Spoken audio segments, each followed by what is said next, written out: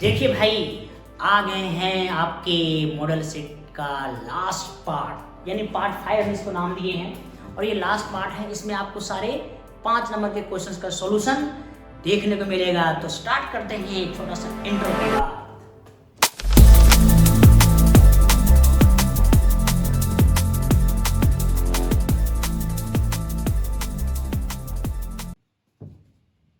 तो चलिए, आज आपको बताने जा रहे हैं 5 नंबर वाले क्वेश्चंस जो आपके हर एक एग्जाम में ये क्वेश्चन आता है, मतलब जैक बोर्ड का एग्जाम में, सीबीएसई बोर्ड में भी आता है। तो भाई ये जो है मैट्रिक्स मेथड से आपको सॉल्व करने बोलेगा और ये आपके 5 मार्क्स में आएगा। तो भाई हमने ये बना के रखा है क्योंकि आप जानते हो ये सब बड़ा बड़ा क्वेश्चन है। बड़ा बड़ा क्वेश्चन को बनाने के लिए थोड़ा टाइम की जरूरत पड़ता है, इसलिए मैंने बना लिया ताकि आपको जल्दी से समझा सके। तो सबसे पहले आपके पास इस तरह की इक्वेशंस दिया हुआ रहेगा, पहले ही समझ लो अच्छा से। इक्वेशन दिया रहेगा, उससे पहले आपको निकालना पड़ेगा ए कैसे निकालोगे बाबू? देखो, जो पहला इक्वेशन है उसमें x बाई जेड का कोएफिशिएंट पहला रो बना देना है, दूसरा इक्वेशन में x बाई जेड का कोएफिशिएंट दूसरा रो बना देना है, तीसरा इक्वेशन वाला तीसरा बन जाएगा। ठीक है, उसके बाद ये जिसके फॉर्म में रहेगा, जैसे यहाँ पे x बाई जेड के फॉर्म में है तो ये x बाई जेड बन जाएगा। मान लो u भी w के फॉर्म में रहता तो ये u भी w हो जाता। ये जो कांस्टेंट होता वो यहाँ पे हम लोग लेते। ठीक है, इसको हमेशा लिखते हैं हम लोग a इंटू एक्स बराबर b। बहुत तो सोचते हैं ऐसा क्यों भाई, क्योंकि ये दोनों को मल्टीप्लाई करोगे भी वापस वही आएगा, मैट्रिक्स से गुना आता है ना। इस रो को इस कॉलम से करेंगे, देखो ये 5x + 3y + z, देखो ऊपर ला दिया, इसीलिए इसको ना कॉलम में ही लिया जाता है ताकि मल्टीप्लिकेशन हो सके। अब देखिए x बराबर b है, तो जरा आप यहाँ से मल्टीप्लाई कर दो a का इनवर्स बोथ द साइड, दोनों साइड a का इनवर्स से मल्टीप्लाई कीजिए। यहाँ पे a पहले से आगे में आ जाएगा a का इनवर्स इंटू x, यहाँ पे a का इनवर्स इंटू b। आप जान लो, बढ़िया से याद कर लो, a का इनवर्स इंटू a बराबर होता है i। ठीक है, तो बन जाएगा i इंटू x बराबर a का इनवर्स इंटू b। भाई i से किसी भी मैट्रिक्स में गुना करो तो कोई फर्क नहीं पड़ता है, मतलब होता है यूनिट मैट्रिक्स। तो x बराबर a का इनवर्स इंटू b, मतलब x चाहिए मतलब ये चाहिए, तो हमको a का इनवर्स निकालना पड़ेगा और उसको b से मल्टीप्लाई करना पड़ेगा। तो भाई a का इनवर्स निकालने के लिए आप जानते हो फॉर्मूला, a का इनवर्स का फॉर्मूला होता है adjoint of a by determinant of a। ये थोड़ा बड़ा है, बढ़िया समझना है। सबसे ज्यादा बच्चे गलती करता है कोफैक्टर में। ये अगर कोफैक्टर सही बना दिया तो 5 मार्क्स कोई नहीं काट सकता। अब जरा देखिए भाई कैसे कोफैक्टर निकाला जाता है। यहाँ से सबसे पहले कोफैक्टर में साइन पड़ेगा plus minus plus minus plus minus plus minus plus. ये जो प्लस माइनस प्लस माइनस कहां से आता है भाई? एकदम इसको देखिएगा, ये देखो C11, ये दोनों जोड़ करके ऑड आ रहा है कि इवन आएगा तो प्लस, ये दोनों जोड़िए ऑड आ रहा है तो माइनस पड़ता है अपने मन से। पहले कोफैक्टर निकाला कैसे आता है उसको देख लेते हैं हम लोग। पहले इस एलिमेंट का कोफैक्टर निकालने के लिए इसका रो हटा दो पूरा, इसका कॉलम हटा दो, जो बच रहा है कोना कोनी गुना कीजिए। देखो ये गुना करेंगे 4, ये बीच में माइनस पड़ेगा -6, तो 4 और क्या -6 कितना आ जाएगा बताओ? -2। फिर आप इसका निकालोगे, देखो ये जाएगा रो और ये जाएगा कॉलम, तो बचा ये हो जाएगा 8 - 3 कितना बचेगा? 5। देखो यहाँ ऑड है तो माइनस लग गया। फिर अगर इस एलिमेंट का आप निकालेंगे तो ये गया रो और ये गया कॉलम, ये हो गया 4 और -1 कितना बचेगा? 3। ये देखो इवन आ रहा है 1 और 3 मिलकर 4, तो यहाँ पे जो आएगा वही रह जाएगा। ठीक है, मतलब मैं बढ़िया से बाबू इसको करना, मैं बार बार बोलता हूँ क्योंकि यहाँ एक मिस हो जाएगा पूरा के पूरा आगे गलत हो जाएगा। ठीक है, अब जैसे हम C21 निकालना चाहते हैं इस एलिमेंट का, इसका देखो रो हटा दो, ये कॉलम हटा दो, ये हो जाएगा 12 - 2 कितना बचेगा? 10। यहाँ पे ऑड पोजीशन है तो माइनस पड़ जाएगा। फिर इस एलिमेंट के निकालेंगे, देखो ये गया रो और ये गया कॉलम, ये होगा 20 - 1 कितना होगा? 90। यहाँ हो गया 19। फिर इसका निकालेंगे, ये गया रो ये गया कॉलम, ये हो जाएगा आपके पास 10 में जाएगा 3 कितना बचेगा? 7। देखो ऑड पोजीशन है, एक माइनस लगा हुआ है। समझ में आ रहा है या नहीं आ रहा भाई? फिर इसका ये गया रो और ये गया कॉलम, तो कितना होगा? 9 में जाएगा 8 कितना हो गया? 8। वहां देख चेक कर सकते हैं। फिर आप इस एलिमेंट के निकालें, ये जाएगा रो ये जाएगा कॉलम, ये होगा 15 में जाएगा 2 कितना बचेगा? 13। ऑड पोजीशन देखो माइनस लग गया। फिर इस एलिमेंट का लास्ट का ये गया रो ये गया कॉलम, ये हो गया 5 - 6 -1। यानी ये कोफैक्टर बढ़िया से खाली चेक करना है, उसके बाद कहीं गलत नहीं होगा, ये मैं आपको बताता हूँ। तो भाई सबसे पहले अब आगे बढ़िए, हमको निकालना तो ए का इनवर्स है, तो उसके लिए एडजॉइंट का फॉर्मूला याद कर लो, कोफैक्टर ऑफ ए का ट्रांसपोज। तो भाई अब कोफैक्टर क्या है, देखो ये -2 -5 3 -10 19 -7 8 -13 और -1, देखो ये पूरा लिखा हुआ है, इसका ट्रांसपोज टी मतलब ट्रांसपोज। ट्रांसपोज का किसको बोलते हैं भाई, ये रो जो है कॉलम बना दो, ये रो कॉलम, ये रो कॉलम, ये हो गया एडजॉइंट।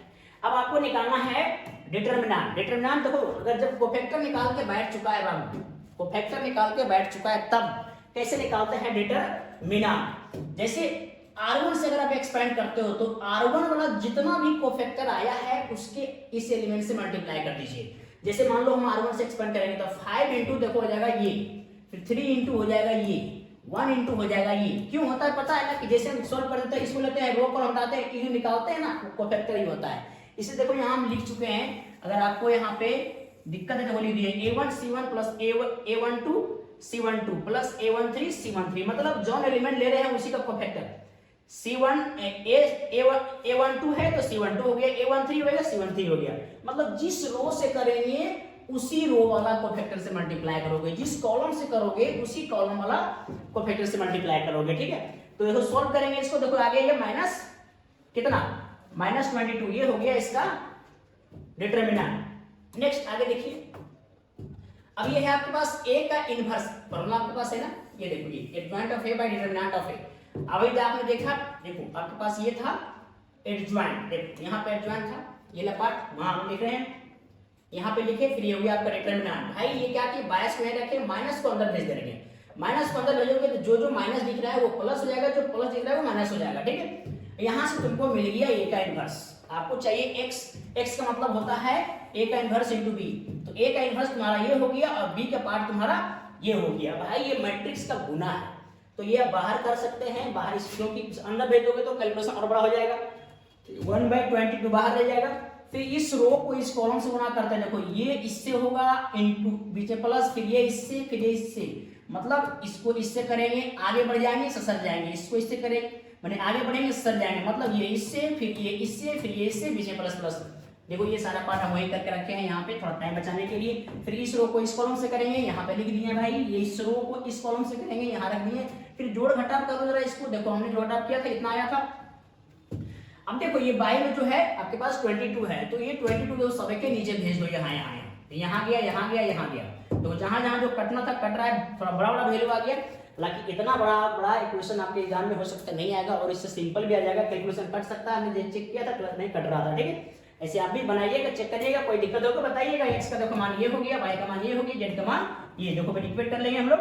तो ये आपका हो गया 5 नंबर क्वेश्चन का सॉल्यूशन। तो कैसे निकाले एक बार ताजा कर सकते हैं आप, क्या कि हम लोग a निकाले, x निकाले, b निकाले, फिर यहाँ से हम लोग ये फॉर्मूला याद कर लो, x बराबर a का इन्वर्स इंटू b।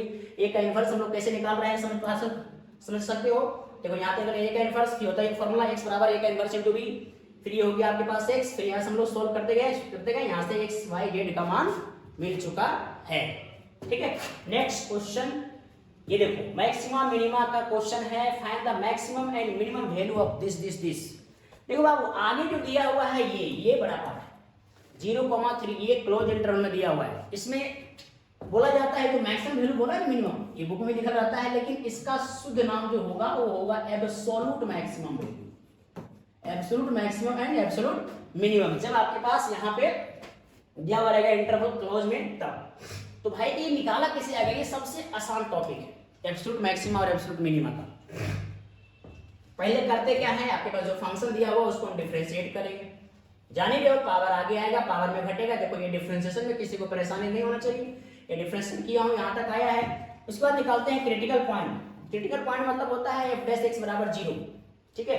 तो भाई इस सभी को 0 से इक्वेट करो, देखो कुछ कॉमन था 12 भेज देते हैं, ये बचेगा। अब यहाँ देखो ये क्यूबिक इक्वेशन दिख रहा है आपको, ये बड़ा सिंपल निकल गया। सिंपल अगर नहीं निकलेगा तो सॉल्व करना पड़ेगा बाबू। सिंपल ये निकला कि यहाँ से कोई x² कॉमन आ गया, बचा x-2, यहाँ से 2 कॉमन आ गया, बचा x-2 कॉमन आया, देखो ये बन गया सिंपल।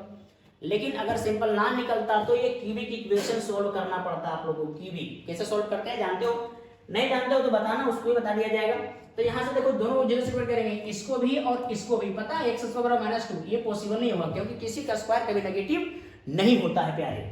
तो x का मान मिला आपके पास 2। और देखो एब्सोल्यूट मैक्सिमा और एब्सोल्यूट मिनिमम में होता क्या है कि जो पॉइंट निकाले और बाबू ये पॉइंट, ये वाला पॉइंट और जो इंटरवल दिया हुआ है उसको भी आप लिए, देखो 0 और ये 3।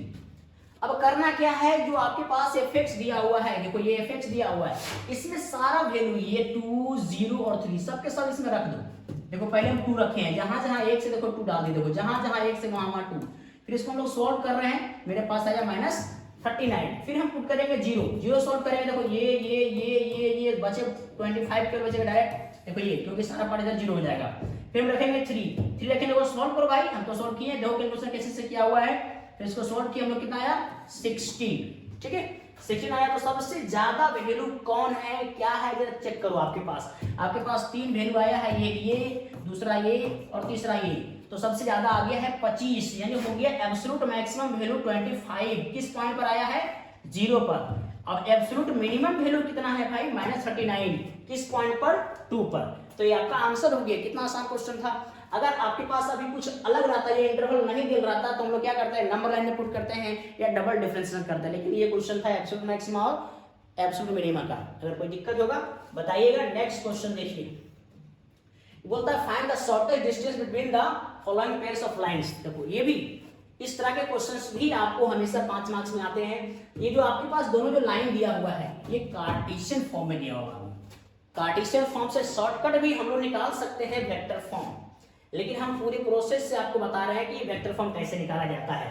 तो ये पहला लाइन को हम लोग लैम्डा से इक्वेट कर रहे हैं, दूसरा को हम लोग म्यू से कर रहे हैं, ठीक है। ये तीनों लैम्डा से बराबर होगा। देखो यहाँ से x निकालोगे तो ये इधर इंटू होगा 7 लैम्डा, ये इसको भेजेंगे उधर तो -1 हो जाएगा।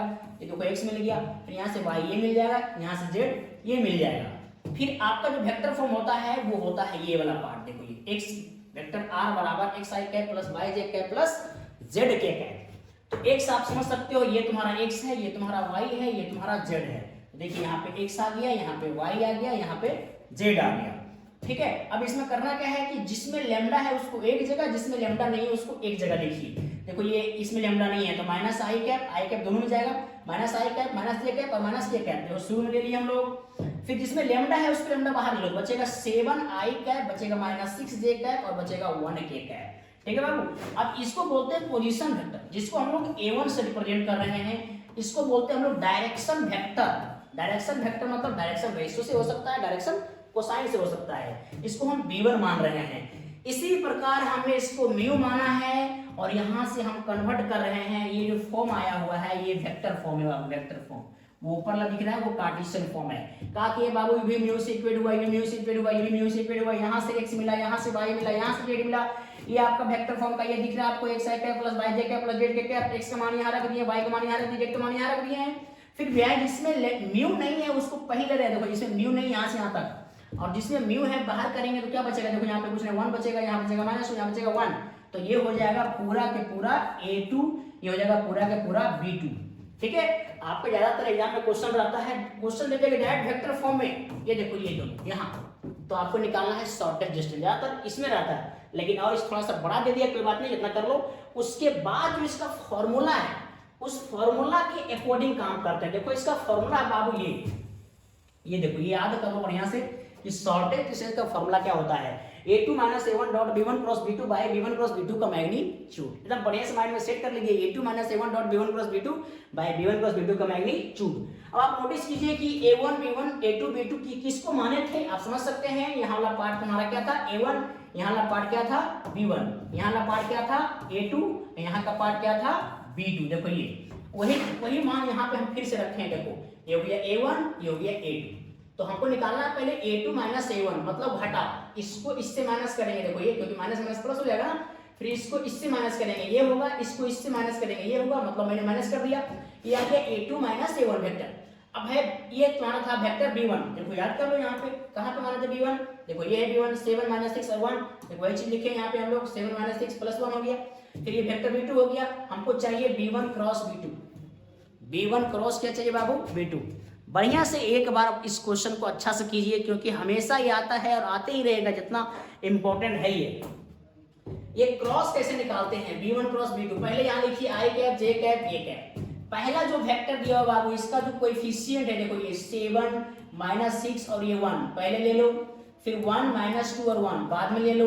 अब ये डिटरमिनेंट सॉल्व करो। डिटरमिनेंट जैसे हम एक्सपेंड करते हैं ना R1 से C1 से R2 से C2 से, वैसे ही एक्सपेंड करना है। देखो पहले आई कब लेंगे, ये गया रो ये गया कॉलम, ऐसे होगा -6 ये +2, देखो -6 +2, फिर यहाँ माइनस पड़ेगा -6, ये गया रो ये गया कॉलम, 7 में जाएगा 1, तो ये देखो 7 - 1, फिर इसको लेंगे ये गया भाई -14 +6, तो ये जोड़ घटाव करेंगे हम लोग। देखो मेरे पास ये आ जाएगा, ये हो गया vector b1 cross vector b2। हम इसका मैग्नीट्यूड भी निकाल रहे हैं। काहे निकाल रहे हैं, क्यों निकाल रहे हैं, सब इस फॉर्मूला को देखते हुए काम कर रहे हैं कि हमको जो जो वहां चाहिए पहले वो सारा निकाल के खाली उसमें डाल देंगे। ठीक है, तो ये देखिए आपके आ गया है vector b1 cross vector b2 का मैग्नीट्यूड। इसको थोड़ा सा रूट से बाहर निकाला था, निकाल दिया, या फिर यहाँ भी हम रख सकते हैं। अब देखिए हम निकालते हैं vector a2 - a1 dot b1 cross b2। ये देखो a2 - a1 dot b1 cross b2, देखो ये तुम्हारा a2 - a1 और ये वाला है b1 क्रॉस b2, यानी ये दोनों का डॉट। तो नोटिस करिए हम दोनों यहाँ लिखे हैं, ये वाला भी और ये वाला भी। डॉट कैसे करते हैं सबको पता है बाबू, आई को आई से, जे को जे से, के को के से गुना कर दीजिए। गुना करने के बाद देखो ये आ गया मेरा। अब हम लोग का ये फॉर्मूला था भाई, ये मोड लगा हुआ है क्योंकि डिस्टेंस कभी नेगेटिव नहीं होता है। अब देखो ये फॉर्मूला के मान जो आया है वो -16 आ चुका है। यहाँ पे b1 क्रॉस b2 का मैग्नीट्यूड इतना आ चुका है। आप ये पार्ट ये भी लिख सकते हैं, ये भी हम ये लिखे ताकि कर सकता है, ये माइनस को प्लस कर देगा। 116 को रूट का स्क्वायर करके हम इसको काट सकते हैं, बचेगा 116 अंडर रूट। तो इसको रूट से बाहर निकालेंगे, देखो ये हो जाएगा 2√29। एक बात और आपको बताना चाहते हैं, इसमें आपसे क्वेश्चन ऐसा ही बोल सकता है, find the shortest distance between two askew lines. जी हाँ, बढ़िया सुना आपने, फिर से सुनिए, अस्क्यू लाइंस। शॉर्टेस्ट डिस्टेंस हमेशा अस्क्यू लाइंस का ही निकलता है। अस्क्यू लाइंस मतलब जो ना ही पैरेलल होता है ना ही इंटरसेक्ट करता है। अब जरा सोचिए हमने क्या बोला, ना ही पैरेलल होता है ना ही इंटरसेक्ट करता है।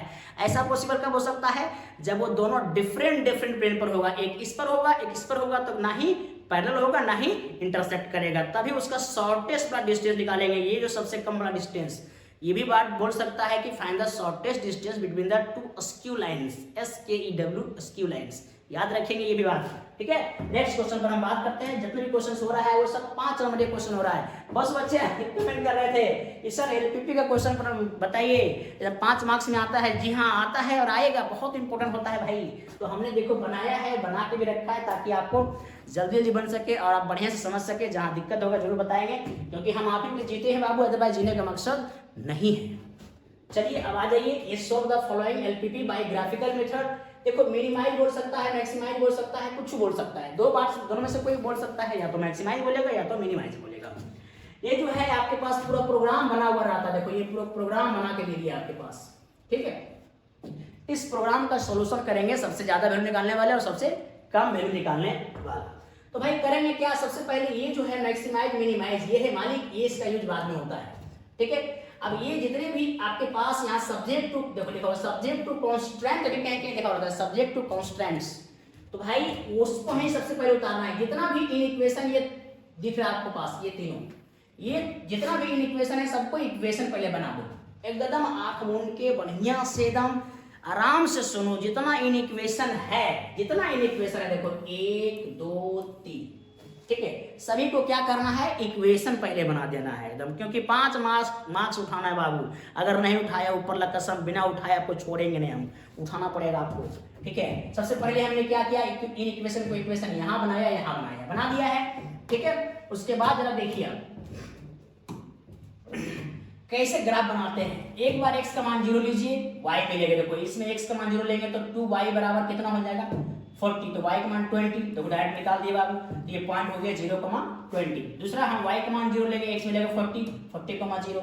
ये हम ग्राफ बना रहे हैं। ग्राफ बनाने के बहुत तरीके होते हैं, लेकिन ये सबसे एकदम इजी तरीका है कि एक बार x का मान 0 लो, y मिलेगा, y का मान 0 लो, x मिलेगा, दोनों पॉइंट से मिला दीजिए, लाइन बन जाएगा। सिंपल है कि नहीं, यस सिंपल है। आ जाइए बाबू, फिर दूसरा में x का मान 0 लेंगे तो y बराबर 30, तो आपके पास पॉइंट कितना आ जाएगा 0,30। फिर y लेंगे 0, x मिलेगा 10, ले लो भाई 0, तो 3x बराबर 30, तो x का मान 10 आएगा। देखो सॉल्व करके देख सकते हो, जो हम वैल्यू रख रहे हैं आप आराम से बनाइएगा। फिर यहाँ x का मान 0 लेंगे, y मिलेगा, y का मान 0 लेंगे, x मिलेगा। देखो ये तीनों लाइन का पहले हम लोग पॉइंट निकाल लिए, एक्सिस का पॉइंट निकाले बाबू, एक्सिस का पॉइंट, ठीक है। अब कौन कौन पॉइंट कहाँ पे होगा थोड़ा बना के रखे हैं, खाली अभी हमने इसका साइड नहीं किए हैं, कौन सा पार्ट साइड होगा, क्योंकि ये सीखना बहुत जरूरी था, इसलिए ये मेन पार्ट है। तो उसके लिए हम लोग भाषा लिखते हैं टू चेक ट्रू और फॉल्स। ये मतलब हम लोग चेक करेंगे ग्राफ किधर जाएगा, इधर जाएगा, उधर जाएगा, दाएं जाएगा, बाएं जाएगा। उसको चेक करने के लिए सबसे पहला इन इक्वेशन को यहाँ लिखिए। और ये जो ग्राफ बनाए थे आप लोग पहले, ग्राफ तो बना ही चुके हैं ना। देखिए पहले ग्राफ में आ जाते हैं। 0,20 का पॉइंट कहाँ होगा, देखो मैंने बनाया हूँ, यहाँ पे होगा 0,20। फिर 40,0 यहाँ पे है, देखो सीधा लाइन हमने मिला दिया। ये लाइन देखो, ये x + 2y = 40 ग्राफ बन चुका है। फिर इसका बनाएंगे ये 0,30 और 10,0 0,30 देखो यहाँ पे है 0,30 और 10,0 देखो यहाँ पे है। तो ये हमने सीधा इसको खींच के बना दिया, ठीक है। अब अगला देखो ये है 0,20 और 15,0 0,20 देखो यहीं पे होगा बाबू, और 15,0 देखो ये है 10 और ये है 20, इसके बीच में होगा 15। तो हम लोग देखो ऐसे लाइन बना दिए हैं, ठीक है। मतलब ग्राफ बन चुका है। ग्राफ बनाने के बाद ही हम लोग चेक करते हैं ट्रू फॉल्स, ठीक है। तो ग्राफ मेरा बन चुका है। अब हम ट्रू फॉल्स चेक करेंगे कि साइडिंग उसका किधर होगा।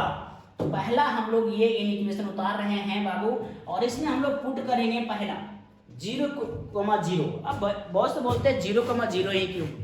नियम ये है, नियम सीखना बढ़िया से। जो लाइन आपको दिख रहा है वो लाइन से ऊपर या वो लाइन से नीचे या दाएं या बाएं, लाइन पर नहीं, अपना मन से कोई पॉइंट लो और उसमें उसको रख दो। अगर वो ट्रू आया तो जिधर पॉइंट लिया था ग्राफ उधर जाएगा। अगर वो फॉल्स आया तो जिधर पॉइंट लिया था उसके अपोजिट साइड जाएगा, ठीक है। ये बात माइंड में सेट कर लेना बढ़िया से। तो भाई हमने देखा कि 0,0 सबसे इजी वाला पॉइंट होता है। 0,0 क्या होता है, सबसे इजी का पॉइंट है। तो इसलिए 0,0 हम लोग हर कोई उठाता है, हम लोग भी उठाते ताकि तक इजी हो जाए कैलकुलेशन। देखो यहाँ रखेंगे 0, यहाँ रखेंगे 0, 0 खत्म, ये 0 हो जाएगा पूरा। 0 <= क्या आया 40। 0 बोल रहा है 40 से कम है। ट्रू बोला कि फॉल्स, ट्रू मतलब टी मतलब ट्रू। अब ट्रू बोल रहा है, इसका मतलब हो गया ये हमने यहाँ देखो पॉइंट पुट किया था। किस लाइन में पुट किया था, इस लाइन में पुट किया था। ट्रू आया कि फॉल्स, ट्रू आया। इसका मतलब हो गया इसका ग्राफ ओरिजिन की तरफ ही आएगा। देखो ऐसे, मतलब जिधर हमने पॉइंट लिया ग्राफ उधर ही आएगा बाबू, ये बात समझ लो। और स्टार्टिंग में इसी तरह का निशान लगाना है। शुरुआत में बड़ा बड़ा लाइन ऐसे ऐसे नहीं खींचना है, नहीं तो आपका परफेक्ट ग्राफ नहीं बनेगा। चलिए अब हम दूसरा चेक करते हैं। दूसरा लाइन आपके पास ये देखो है, ये ला पार्ट। अब हम इसमें पुट करते हैं 0, 0, 3 यहाँ 3 × 0 ये 0, फिर ये 0 से बोल रहा है 30 से बड़ा है। ये ट्रू तो नहीं हुआ क्योंकि 0 30 से बड़ा नहीं है, ये फॉल्स है। फॉल्स का मतलब हो गया हमने किस लाइन में पहले पुट किया, चेक करिए। हमारा जो लाइन है वो मेरा लाइन है ये वाला पार्ट, इसमें हमने रखा है अभी। और ये तुम्हारा क्या हुआ, ट्रू नहीं हुआ। इसका मतलब ये इधर 0 की तरफ नहीं आएगा। तो 0 की तरफ नहीं आएगा तो इससे दूर जाएगा। देखो ये पहले शुरुआत में इसका निशान लगाना है। और ये जो भी ग्राफ बनाओगे आपको फर्स्ट क्वाड्रेंट में ही बनाना है। ये बात माइंड में सेट कर लीजिए, फर्स्ट क्वाड्रेंट में ही। आप बोलोगे क्यों, देखो ये इसका यूज क्या है। ये बोलता है x, y दोनों 0 से बड़ा है। तो 0 से बड़ा दोनों मतलब पॉजिटिव, x भी पॉजिटिव y भी पॉजिटिव, तो फर्स्ट क्वाड्रेंट में होता है ऐसा। इसलिए ग्राफ जो बनता है वो फर्स्ट में बनता है। अब तीसरा देखिए, तीसरा ये वाला तीसरा लाइन हम लोग पुट करेंगे। ये भी बोल रहा है फॉल्स, ये भी क्या बोल रहा है फॉल्स। मतलब इसका भी ग्राफ तुम्हारा ऊपर की ओर ही जाएगा। देखो ऐसे ऊपर की ओर ही जाएगा ऐसे। अब आप नोटिस कीजिए कॉमन ला पार्ट तुम्हारा कौन सा मिल रहा है। जो कॉमन मिल रहा है उसको बढ़िया से रांग दीजिए। देखो ये कॉमन मिल रहा है। गांव देहात वाला ना खटिया बना दो आप। देखो ये वाला जैसे बना रहे हैं, एकदम तगड़ा ग्राफ बनेगा बाबू, एकदम शानदार प्लस शानदार महा शानदार बनेगा। प्यार से बनाइए, एकदम मजेदार बनाइए, मजा आ जाएगा आपको। लगेगा कोई ग्राफ बनाया है। देखिए एकदम बढ़िया से सजा दीजिए, लगेगा कि हाँ कहाँ से पढ़ा था रे बाबू, तो बोलना एम कुमार से, मजा आ जाएगा। देखो अब बाबू ये जो आपके पास ग्राफ जो ये घिर गया, ये फिजिबल पॉइंट, फिजिबल रीजन इसको बोलते हैं, वो जो फेज बना हुआ है ये किस किस पॉइंट से घिरा हुआ है। जिस जिस पॉइंट से घिरा हुआ है उसी के पॉइंट को हम लोग बोलते हैं फिजिबल या कॉर्नर, ठीक है।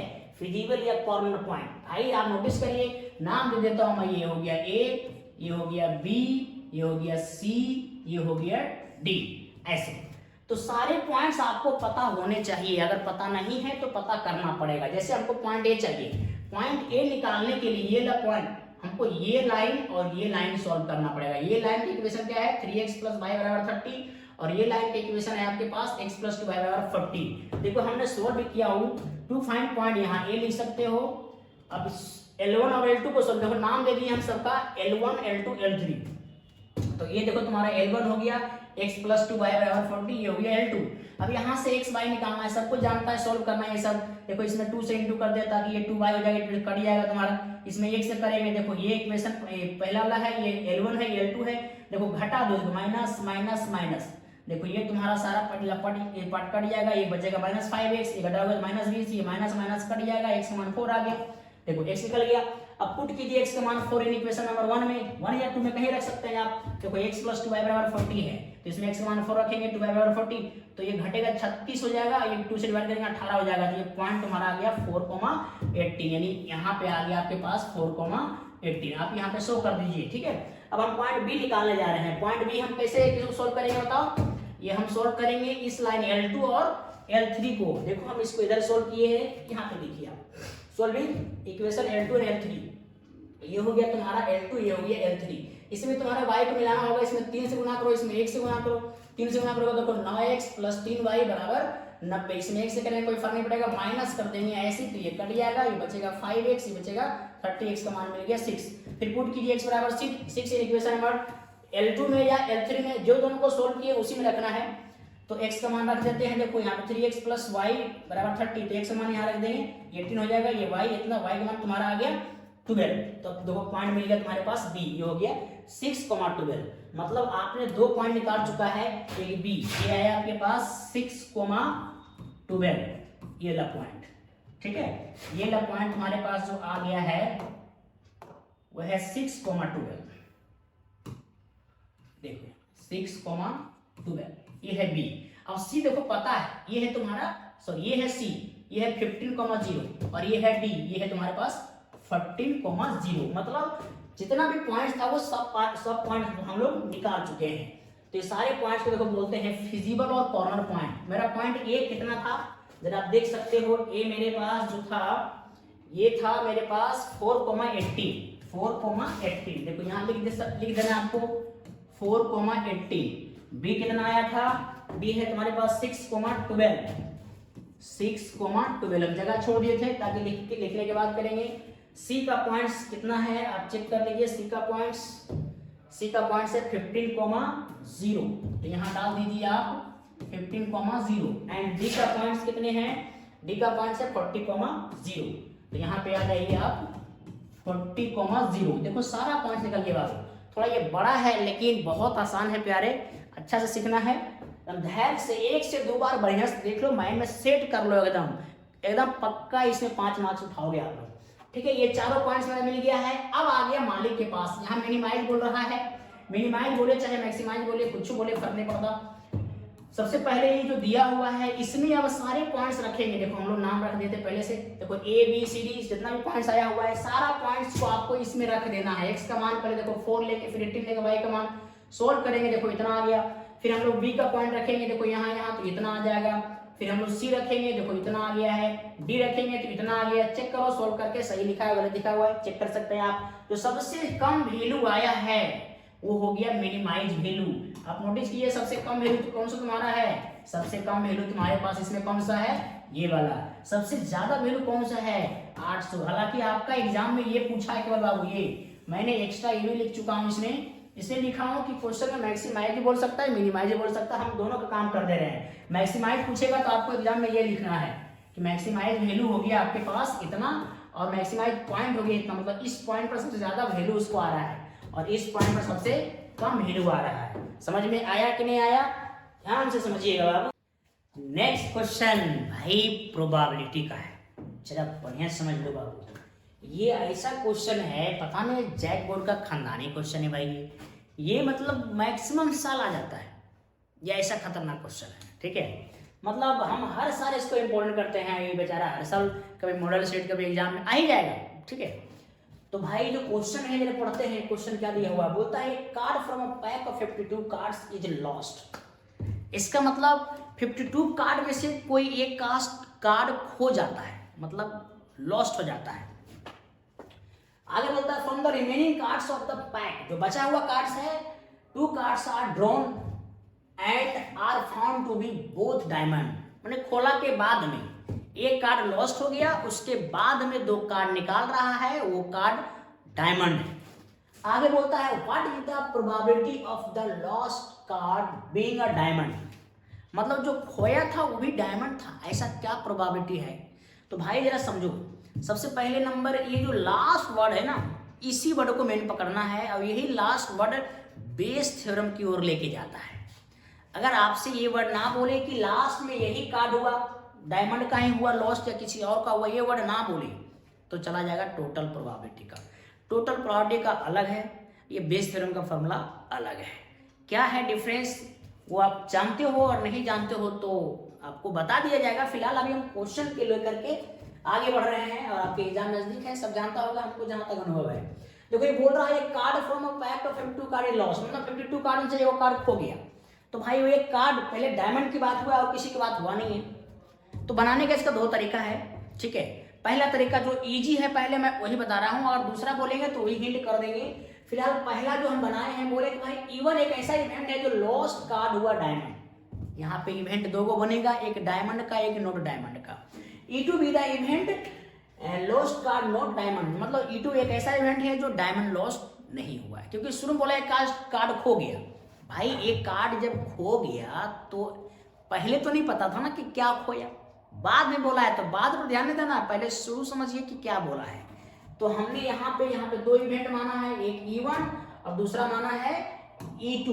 तो E1 हो गया डायमंड लॉस्ट हुआ है, E2 हो गया, E2 जो हो गया वो डायमंड लॉस्ट नहीं हुआ है। तो अगर हम आपसे बोलेंगे कि यहाँ पे E1 का बताओ प्रोबेबिलिटी, मतलब जिसमें डायमंड लॉस्ट हुआ है, तो आपको जानना पड़ेगा कार्ड में डायमंड कितने होते हैं। तो डायमंड होता है 13।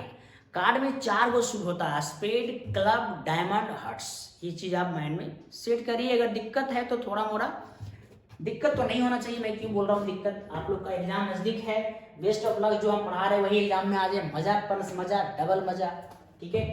तो भाई हम पहले निकालते हैं प्रोबेबिलिटी ऑफ डायमंड का। डायमंड कार्ड होता है 13, टोटल कितना है 52, 13/52। दूसरा डायमंड नहीं, मतलब डायमंड नहीं लॉस्ट हुआ है, तो डायमंड 13 निकाल दो, कितना बचा 39। तो आप समझ सकते हो 39/52, या ऐसे समझिए अगर डायमंड का आया है, देखो काटेंगे इसको 4 बार में कट जाएगा, तो ये 1/4 आया डायमंड का। डायमंड नहीं का चाहिए तो 1 से भी माइनस कर सकते हैं, या फिर आप ऐसे लिख सकते हैं, जो आपकी इच्छा है कर सकते हैं। ये मिल गया P1, ये मिल गया P2, देखो ये पार्ट्स, ठीक है। अब भाई इसके बाद 2 कार्ड निकाला जा रहा है, तो पहले वो जो कार्ड निकाल रहा है उसको हम कुछ माने हैं, लेट A1 में any event both card are diamond. एक ऐसा इवेंट है जो दोनों कार्ड डायमंड निकाल रहा है, कब लॉस्ट होला के बाद, पहले नहीं, ये बात ध्यान रखिएगा। तो हम इसको लिखते हैं PA/E1, मतलब E1 क्या है भाई, जो डायमंड लॉस्ट हुआ। अगर डायमंड लॉस्ट हो जाएगा तो डायमंड था 13, उसमें से घट जाएगा। हमको कार्ड निकालना है वो डायमंड का ही निकालना है, ये बात माइंड में बैठाना बढ़िया से, ठीक है। तो डायमंड 12 बचा, टोटल कितना बचेगा 51, क्योंकि एक कार्ड लॉस्ट हो चुका है। फिर दूसरा निकालेंगे तो 12 में से एक निकल गया है तो बचेगा 11/50, क्योंकि एक निकला है तो नीचे भी घट जाएगा। इसको कहीं कहीं देखोगे ऐसे लिखा रहता है 12C2/51C2, तो सबसे बेस्ट हमको ये दिखता है, ठीक है। और फिर हम दूसरी बार निकाल रहे हैं, डायमंड ही निकाल रहे हैं, ये बात माइंड में बैठाइए, डायमंड ही निकाल रहे हैं, लेकिन लॉस्ट डायमंड नहीं हुआ है, लॉस्ट कोई और कार्ड हुआ है। तो डायमंड आपके पास 13 के 13 रह जाएगा, 13/51, 12/50। रीजन ये है कि नीचे तो उतना ही रहेगा बाबू, एक कार्ड तो कोई लॉस्ट होवे किया है ना। या आप इसको ऐसे लिख सकते हैं, देखो यहाँ काट कुट हम नहीं किए हैं, काट कुट भी कर सकते हैं, कोई दिक्कत नहीं है। मैंने कहा ही नहीं काट कुट किया है, आप भी ना करें, क्योंकि आपको टाइम बचाना है और जल्दी बनाना है। मेन एग्जाम में टाइम का गेम होता है, ये बात समझ लीजिए बढ़िया से। अब अकॉर्डिंग टू बेस थ्योरम बोलता है, अगर यही लास्ट में क्या बोला है, what is the probability of the lost card being a diamond. Last में बोल दिया कि नहीं वो जो कार्ड खोया था वो डायमंड का था। अरे मेरे भाई आपको घुमा रहा है ना, जो लास्ट बोलेगा घूमना नहीं है, लास्ट बोलेगा समझ जाओ बेस थ्योरम लगेगा। अगर डायमंड को हम E1 माने हैं ना, तो देखो यहाँ E1/A हो जाएगा। अगर बोलता जो कार्ड लॉस्ट हुआ था वो डायमंड का नहीं था तो E2/A हो जाता, ठीक है। अभी फॉर्मूला है बाबू, बढ़िया से माइंड में सेट कर लीजिए। 2 इवेंट के लिए फॉर्मूला है P1 × PA/E1। अगर ऊपर E1 रहेगा तो यहाँ E1 और यहाँ भी E1 होगा, अगर यहाँ E2 रहेगा तो यहाँ E2 और यहाँ भी E2 होगा, नीचे दोनों पार्ट आ जाएगा, P1 × PA/E1 plus P × P A by two, ठीक है। सारे पार्ट देखो हम रख देते हैं। इसका मान आया था 1/4, देखो रख दिया 1/4। पी ए बाई वन कितना आया है, देखो ये ला पार्ट पूरा, देखो पूरा रख दिया हम लोग। काट कुट नहीं किए हैं हम, सोचिए काहे नहीं किए, अभी आपको दिखेगा आगे चल के। फिर अब पी ई वन, फिर ये सारा मान देखो नीचे भी रख दिया बाबू, बड़े समझ लो। ऊपर देखो 4, 51 और 50 है, नीचे भी देखिए नोटिस कीजिए वही है, सबका एलसीएम सेम आएगा कि नहीं, नीचे भी एलसीएम लेंगे वही आएगा, ऊपर भी एक कट जाएगा, बचेगा कितना 12 गुना 11 ऊपर बच रहा है, देखिए कितना इजी से हो रहा है। काट देंगे तो एलसीएम में परेशानी हो जाएगा आपको, ठीक है। और नीचे वही आएगा, देखो 12 × 11 रहेगा यहाँ पे 3 × 13 × 12, देखो वो पूरा आ गया। तो भाई आप देखो यहाँ से भी हमने जो घटाव कर डायरेक्ट कर क्या रहे हैं, 12 इसमें कॉमन ले रहे हैं, ये कैलकुलेशन सीखना पड़ेगा, नहीं तो आप जल्दी नहीं बना सकते, आपका टाइम चला जाएगा एग्जाम में। मेन बोल रहे हैं बार बार टाइम का गेम होता है। अब देखिए 12 कॉमन लेंगे, देखो यहाँ से 12 आएगा बाहर, तो यहाँ बचेगा 11, यहाँ बचेगा 13 गुना 3 39 हो जाएगा। देखो 12 से 12 यहाँ देखो काटो, अब बचा ऊपर 11, ये 39 + 11 कितना हो गया। सोचिए कहीं कुछ करने की जरूरत नहीं पड़ेगा बाबू, ध्यान से कैलकुलेशन करना। मेन गेम क्या होता है, कैलकुलेशन का, क्योंकि मेरा लॉजिक है ना, बनाने सबको आता है, बना नहीं पाता है क्योंकि टाइम चला जाता है, ये बात ध्यान रखिएगा। अगला क्वेश्चन की ओर आगे बढ़ते हैं। अब देखिए बोलता है by using property of different integration evaluate the integral, मैंने इंटीग्रेशन बोली उसी को इंटीग्रल बोला जाता है। देखो ये क्वेश्चन है भाई, जब भी आपके पास डिफरेंट इंटीग्रेशन का क्वेश्चन रहेगा, पहले तो प्रॉपर्टी को माइंड में थोड़ा सा दौड़ाना है। हमने प्रॉपर्टी बताया था, एक 4 नंबर बोल करके, एक 8 नंबर बोल करके, उसमें था 0 से a, एक में था 0 से 2a, दोनों में अंतर क्या है। सबसे पहले नंबर, अब 0 से a, 0 से 2a ये क्या है। सबसे पहले ये समझिए कि अगर आप प्रॉपर्टी अप्लाई करते हो तो कुछ मान के बनाना पड़ेगा, जैसे i, u भी जो मन करे मान सकते हो आप, क्योंकि प्रॉपर्टी लगेगा तो वो या तो ऐड होगा या तो कट कुट के 0 होगा या तो कुछ और बनेगा। तो फिलहाल अभी हम प्रॉपर्टी नहीं लगा रहे हैं, ये थोड़ा बहुत बड़ा दिख रहा है, पहले इसको सिंप्लीफाई करते रहो, क्योंकि प्रॉपर्टी लगाओगे तो सिंप्लीफाई आगे चल के तो करना ही पड़ेगा। पहले हम लोग क्या कर रहे हैं, ये लॉग है ना, लॉग जो है प्रॉपर्टी है कुछ, देखिए आगे में रहेगा तो ये पावर में चला जाएगा, और माइनस रहेगा तो ये पार्ट डिवाइड में चला आएगा। देखो एक बार में 2 स्वीकार कर दिए हम, पावर को भेज दिए और इसको डिवाइड कर दिए, ठीक है। अब ये साइन टू एक्स का फॉर्मूला देखो, मैथ क्या है ना बाबू, फॉर्मूले पर ही आधारित है। बच्चा लोग बोलते हैं मैथ बहुत हार्ड होता है, सबसे आसान मैथ है, बशर्ते फॉर्मूला माइंड में सेट करो, जो बताया जाता है उसको विशेष रूप से ध्यान दे करके माइंड में सेट कीजिए। सुबह सुबह 1 घंटा 2 घंटा सुबह सुबह याद कीजिए, बहुत मजा आएगा आपको, ठीक है। अब देखिए फॉर्मूला लगा दिए हम लोग, साइन साइन कट जाएगा, बचेगा साइन बाई कॉस, यहाँ देखिए 2 बच गया, साइन बाई कॉस हो जाएगा 10 x बाई 2 बच जाएगा। अब फिर लॉग का प्रॉपर्टी लगेगा, देखो log m बाई n होता है log m minus log n, देखो प्रॉपर्टी पर चल रहा है फटाफट। अब देखो इसको भी अलग से लेते हैं, इसको भी अलग से, बाबू आप समझ आना, ये तो सिंपल हो गया, इसको log 2 बाहर करेंगे इंटीग्रेशन हो जाएगा। मेन गेम बचा हुआ है इसका, अब इसको इंटीग्रेशन करेंगे। तो कोई i मान के चल रहे थे, इसको कुछ और मान लीजिए, जैसे i1 मान लिया हम लोग, क्या मान लिए i1। अब देखो एक बात ध्यान देना, जब आपको कोई फॉर्मूला प्रॉपर्टी कुछ आपको ना दिखे और नीचे लोअर लिमिट 0 दिखे तो आंख मूंद लो, एकदम आंख मूंद, जो बोल रहे थे मूंद लो। अब मूंदला के बाद लगा दो अपर लिमिट माइनस x, आंख मूंद के लगा दीजिए अपर लिमिट माइनस x। भाई जहां जहां x है अपर लिमिट माइनस x कर देंगे, देखो ये दिख रहा है tan 90 माइनस x बन जाएगा cot x। एक बात ध्यान देना, अगर ये फंक्शन चेंज हो गया तो हमेशा ऐड करेंगे, फंक्शन अगर सेम रहेगा, बढ़िया से एकदम क्लिक करो, अगर फंक्शन सेम रहेगा तो क्या होगा, आगे 2 आ जाएगा और अपर लिमिट इसका आधा हो जाएगा। यही हम 4 और 8 की बात कर रहे थे। 4 में क्या होता है कि ये मतलब फंक्शन बदल जाता है, 8 में फंक्शन नहीं बदलता है, ठीक है। अगर फंक्शन सेम आता ना, ऐसा ऑब्जेक्टिव क्वेश्चन भी हम करवा चुके हैं, आप देख लीजिएगा, ठीक है। फिलहाल फंक्शन चेंज आएगा तो हमेशा आप ऐड करेंगे, देखो इसको और इसको ऐड कीजिए, इधर देखो i1 और इधर भी i1 बन जाएगा 2i1। देखो दोनों का लिमिट सेम है बाबू, इसका भी और इसका भी लिमिट सेम है, तो डायरेक्ट ये वाला फंक्शन और ये वाला फंक्शन को हम लोग ऐड करते हैं। देखो फिर लॉग आ गया, लॉग आपको पीछा नहीं छोड़ रहा बार बार, फिर लॉग का प्रॉपर्टी लगेगा log m plus log n, तो log m plus log n का प्रॉपर्टी क्या होता है, इनटू आ जाता है। देखो यहाँ log m इंटू n, अब देखो tan x into cot x होता है 1, log 1 का मान हो गया 0, जानते हो सब log 1 का मान 0 होता है। अब बचा 0, मतलब i1 मान आ गया 0, i1 मान 0 का मतलब समझिए कि इसका पूरा वैल्यू 0 हो चुका है, तो आप यहाँ रखेंगे तो केवल वही में बचेगा। अब नोटिस करिए हम लिख चुके हैं बढ़िया से, पुट i1 बराबर 0 इन इक्वेशन नंबर 1, उसको हम माने थे फिर देखो ये पूरा उतार दिए ताकि आपको यहाँ भी दिख सके, ये पूरा I1 माने थे, ये log 2 बाहर करेंगे बचेगा 1 यहाँ, 1 का इंटीग्रेशन होगा x, याद है सबको।